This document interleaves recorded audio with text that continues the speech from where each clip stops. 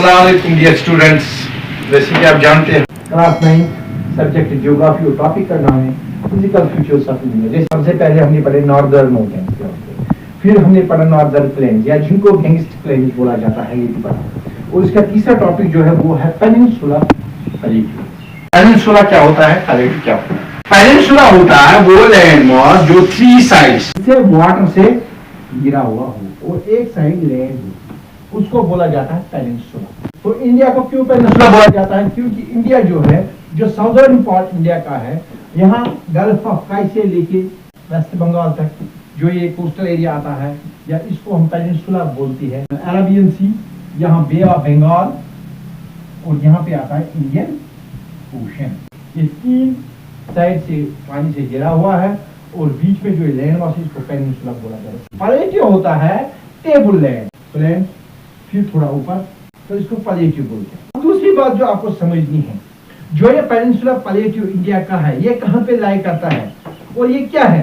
बोला जाता है जो इंडियन पेनिनसुला प्लेट्यू है, ये गोंडवाना लैंड का हिस्सा है। ये ओल्ड लैंड मास है जो इंडियन फॉर्मेशन ऑफ इंडिया की है, उसमें ये ओल्ड लैंड मास है। ओल्ड मैंने क्या कहा? पुराना लैंड मास। कहां से? गोंडवाना लैंड का। जैसे कि मैंने आपको पहले ही लेक्चर में बोला, ऊपर थी एक लैंड मास, नीचे था एक लैंड मास, चारों तरफ से पानी था, यहाँ पीठ से बह रहा था, और ये था अंगारा लैंड, ये थी गोंडवाना लैंड। और जब ये तीर से अपने साथ सेडिमेंट्स लाता था, दोनों की ये फिल हो गया और एक्सपोजर हो गया, बन गई हमारी अर्थ की जो प्रेजेंट शेप है, बन गई continent, Antarctica, North America, South America, Africa, Eurasia plateau यानी यूरोप और एशिया, और यहाँ पे ऑस्ट्रेलिया।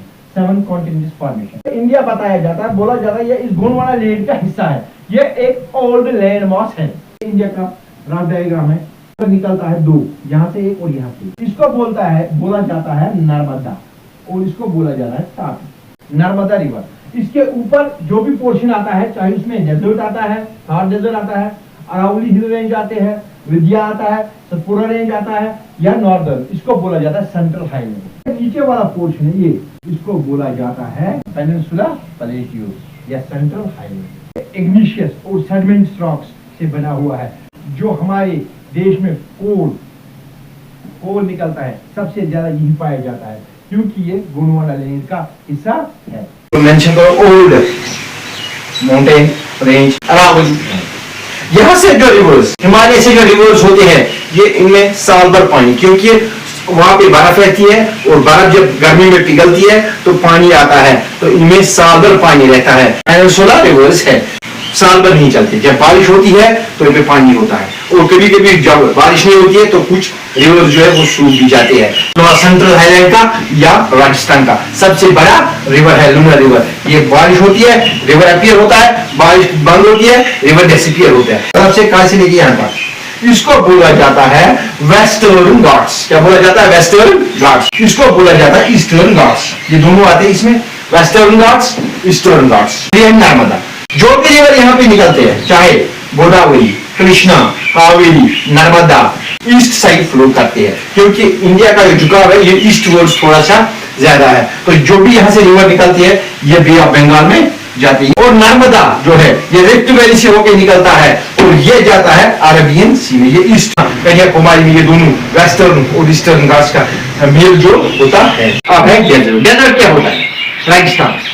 सिर्फ रेगिस्तान कैसे बनता है, कैसे फॉर्मेशन होती है रेगिस्तान की, क्यों रेगिस्तान बनता है? यहाँ से हवाएं आती है, अरेबियन सी या बे ऑफ बंगाल से जब वो मॉइस्चर लेती है, वो टकराते हैं हिमालय के साथ, इवापोरेशन होती है, और जब ऊपर जाते हैं वहां पे कंडेंसेशन होती है, वहां पर बारिश होती है। यहाँ इंडिया में यहाँ पे सबसे ज्यादा डेल्टाओं से भी क्या उठाते हैं? मॉइस्चर। और यहाँ पे जब टकराते हैं किसके साथ? गारो खासी जयंती हिल्स के साथ सबसे ज्यादा हवा इधर यहाँ आती है, यहाँ पे मिलती है इसको अरावली हिल्स।